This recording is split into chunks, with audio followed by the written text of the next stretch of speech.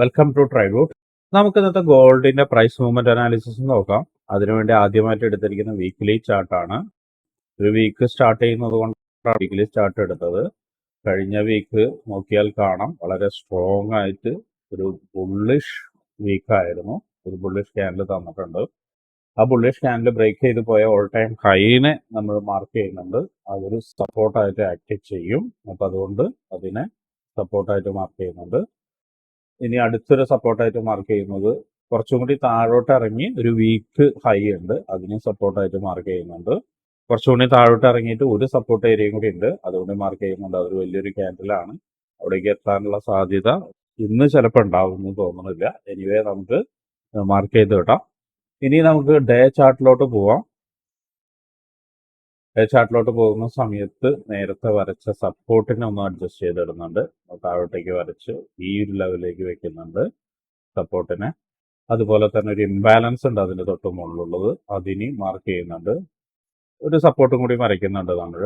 കഴിഞ്ഞ ദിവസം candle break ചെയ്ത് പോയ ഏരിയനെയാണ് നമ്മൾ ആദ്യത്തെ രണ്ട് സപ്പോർട്ട് വരച്ചത്. അതുപോലെ തന്നെ അതിന് താഴെ ക്രിയേറ്റ് ചെയ്തൊരു ഡേ ക്യാൻഡിൽ ഉണ്ട്, അതിനെയും സപ്പോർട്ടായിട്ട് എടുക്കുന്നുണ്ട്. നമ്മൾ കൂടുതൽ സപ്പോർട്ടുകളാണ് ഇപ്പോൾ വരയ്ക്കുന്നത്. അതിൻ്റെ ഒരു കാരണം എന്താണെന്ന് വെച്ചിട്ടുണ്ടെങ്കിൽ മാർക്കറ്റ് ഓൾ ടൈം ഹൈനെ ബ്രേക്ക് ചെയ്തു, മുകളിൽ ഇപ്പോൾ സസ്റ്റെയിൻ ചെയ്യുകയാണ് മാർക്കറ്റ്.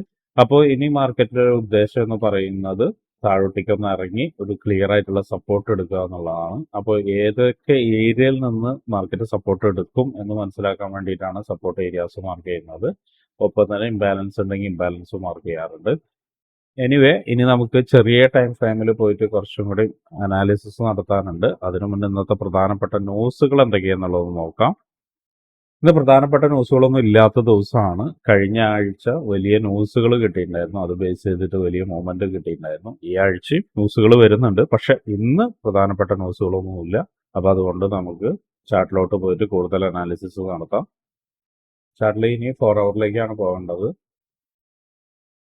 4 ഹവറിലേക്ക് നോക്കുന്ന സമയത്ത് മാർക്കറ്റ് ഇവിടെ വന്ന് ഓൾ ടൈം ഹൈനെ അപ്രോച്ച് ചെയ്ത് താഴോട്ടേക്ക് ഇറങ്ങി വീണ്ടും ഓൾ ടൈം ഹൈനെ ബ്രേക്ക് ചെയ്ത് പോയിട്ട് അതിനെ റീടെസ്റ്റ് നടത്തിയിട്ടുണ്ട്. ഓൾ ടൈം ഹൈനെ റീടെസ്റ്റ് നടത്തിയിട്ടുണ്ട്. ക്യാൻഡിൽ നോക്കിയാൽ കാണാം റീടെസ്റ്റ് നടത്തിയിട്ടുണ്ട്.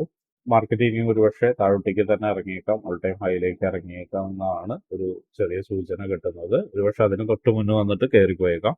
എനിവേ നമുക്കിപ്പോൾ 4 ഹവറിൽ പ്രധാനപ്പെട്ട ഏരിയാസ് മാർക്ക് ചെയ്യാം. ഓൾറെഡി നമ്മൾ ഡേയിലെ സപ്പോർട്ട് മാർക്ക് ചെയ്ത് വെച്ചിട്ടുണ്ട് ഇവിടെ, അതൊരു പ്രധാനപ്പെട്ട ഏരിയ ആണ്. പിന്നെ ഒരു ബാലൻസ് ആയിട്ട് കുറച്ച് ഇംബാലൻസിന്റെ എടുക്കുന്നുണ്ട്. അത് പക്ഷേ മാർക്കറ്റ് എടുക്കാം എടുക്കാതിരിക്കാം എന്ന് പറയാനേ പറ്റുള്ളൂ. കാരണം ഓൾറെഡി ഒരു 50% എടുത്തു പോയിട്ടുണ്ട് ഇംബാലൻസിന്റെ. അപ്പം അങ്ങോട്ട് ഇറങ്ങുമെന്ന് നമുക്കൊരു ഉറപ്പില്ല. പിന്നെ വെരി സ്ട്രോങ് ആയിട്ടുള്ള രണ്ട് ലൈനാണ് നമ്മൾ മുകളിൽ വരച്ചിരിക്കുന്നത്, സപ്പോർട്ട് ലൈന്. അവിടേക്ക് ഒരുപക്ഷെ മാർക്കറ്റ് എടുത്തേക്കാം അല്ലെങ്കിൽ വന്നേക്കാം.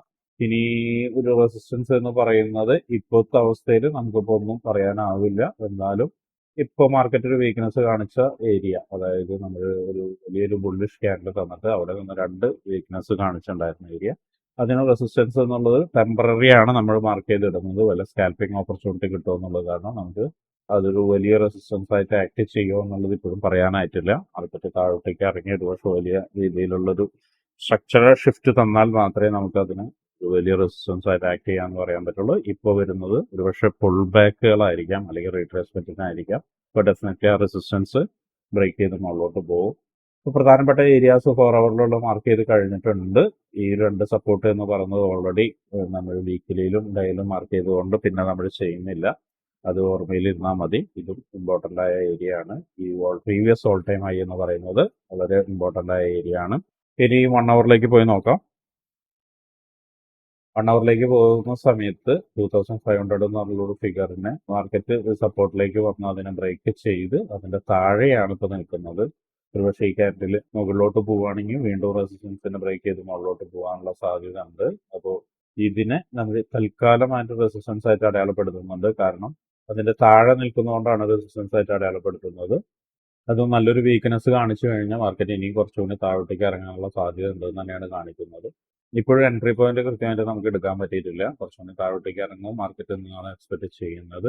എനിവേ 1 ഹവറിൽ പ്രധാനപ്പെട്ട ഏരിയ എന്ന് പറയുന്നത് ഒന്ന് നമ്മളിപ്പോൾ മാർക്ക് ചെയ്ത 2500ന്റെ പ്രധാനപ്പെട്ട ഏരിയ ആണ്. പിന്നെ ഈ ഒരു ക്യാൻഡിൽ ഏരിയ ഒരു പ്രധാനപ്പെട്ട ഏരിയ ആണ്. ഓൾറെഡി അവിടെ വന്നിട്ട് മാർക്കറ്റ് ചെറിയ സപ്പോർട്ട് എടുത്തിട്ടുണ്ട് എന്നാണ് മനസ്സിലാക്കുന്നത്. അതിന് താഴെ ഇംബാലൻസ് ഉണ്ട്.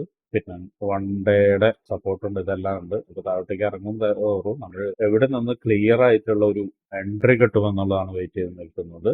എനിവേ ഇവിടെ നിന്ന് ഒരു പക്ഷേ മാർക്കറ്റ് മുകളിലോട്ട് പോകാനുള്ള സാധ്യതയുണ്ട്, പറയാൻ പറ്റില്ല. നല്ലൊരു സ്ട്രോങ് ആയിട്ടുള്ള ബുള്ളിഷ് ക്യാൻഡിൽ കിട്ടണം, എന്നാൽ മാത്രമേ നമുക്കത് ഒരു ബൈ എൻട്രിക്ക് പോകാൻ പറ്റുള്ളൂ. നമുക്ക് വെയിറ്റ് ചെയ്ത് തന്നെ ഇരിക്കുക. ഇനി കുറച്ചും കൂടി ചെറിയ ടൈം ഫ്രെയിമിലേക്ക് പോയിട്ട് നമുക്ക് സാധ്യതകളൊന്ന് നോക്കാം. 50 മിനിറ്റ്സിലോട്ടാണ് പോകുന്നത്. 50 മിനിറ്റ്സിലോട്ട് പോകുന്ന സമയത്ത് മാർക്കറ്റ് ഒരു സ്ട്രോങ് ആയിട്ട് മുകളിലോട്ട് പോയി കഴിഞ്ഞ് ഒരു ചെറിയ കറക്ഷൻസ് തരുന്നുണ്ട്. ചെറിയ കറക്ഷൻസ് ആണ് തരുന്നത്. ഒരു സപ്പോർട്ട് ഏരിയയിൽ നിന്ന് മാർക്കറ്റ് വീണ്ടും ഒരു കൺസോളേഷനിലാണ് നിൽക്കുന്നത്. നമുക്കിത് എൻട്രി ആണോ എന്ന് ചോദിച്ചു കഴിഞ്ഞാൽ കൃത്യമായിട്ട് എൻട്രി എന്ന് പറയാൻ കഴിയില്ല. കാരണം എന്ന് വെച്ചാൽ മാർക്കറ്റ് ചെറിയ കറക്ഷൻസ് വരുന്നുണ്ട്. ഒരു പക്ഷേ കുറച്ചും കൂടി താഴോട്ടേക്ക് ഇറങ്ങിയേക്കാം. ഈ ഒരു ഏരിയയിലേക്ക് കുറച്ചും കൂടി ഇറങ്ങിയിട്ടായിരിക്കും മാർക്കറ്റ് മുകളിലോട്ട് പോകുന്നത്. അങ്ങനെ വരികയാണെങ്കിൽ മാർക്ക് ചെയ്ത ഏരിയയിൽ വന്നതിന് ശേഷം കൃത്യമായൊരു കൺഫർമേഷൻ കിട്ടിയാൽ നമുക്ക് ബൈ എൻട്രിക്ക് പോവാം.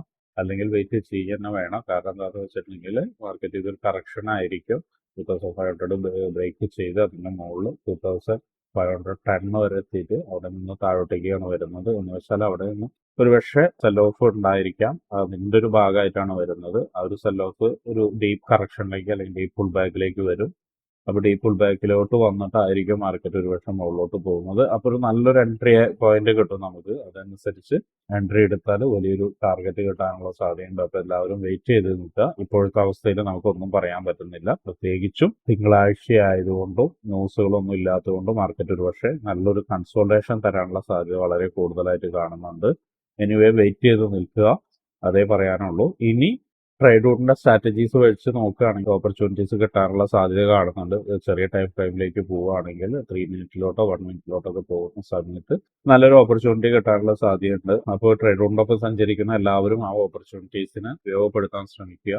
കയ്യിലിരിക്കുന്ന ക്യാപിറ്റൽ കളയാതെ പ്രൊട്ടക്ട് ചെയ്തെടുക്കുക. ഇനി ഈ വീഡിയോസ് കാണുന്ന ആർക്കെങ്കിലും ട്രേഡ്വുഡിന്റെ ഒപ്പം ഭാഗമായിട്ട് ഫോറക്സ് ട്രേഡിംഗ് പഠിക്കാൻ താല്പര്യമുണ്ടെങ്കിൽ ഈ വീഡിയോയുടെ ഡിസ്ക്രിപ്ഷനിൽ കാണുന്ന വാട്സ്ആപ്പ് കമ്മ്യൂണിറ്റിയിൽ ജോയിൻ ചെയ്യുക. എല്ലാവർക്കും നല്ലൊരു ട്രേഡിംഗ് ഡേ ആവട്ടെ എന്ന് ആശംസിക്കുന്നു.